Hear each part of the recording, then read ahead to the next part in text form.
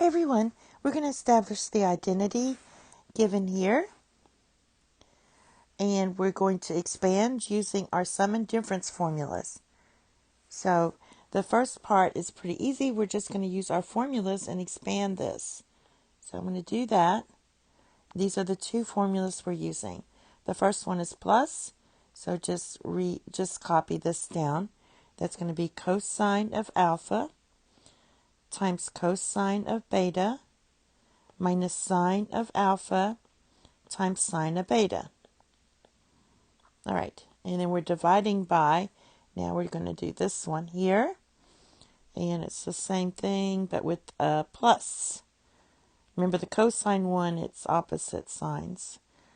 All right. Now when you get this, you're kind of stuck because it doesn't, there's no way we can divide this out and get this. So we have to force it.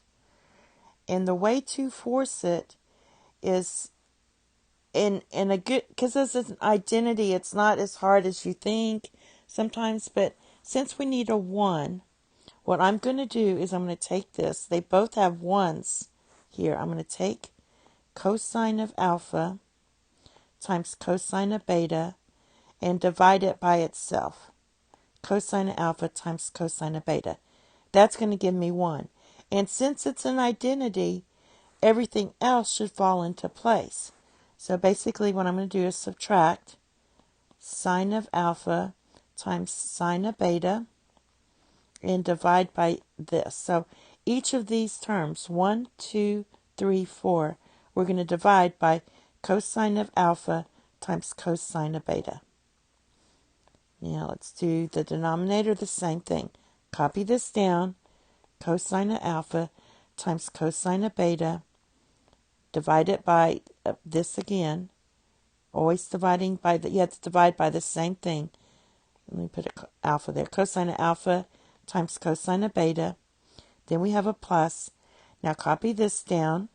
Sine of alpha times sine of beta. Divide it by, and divide this.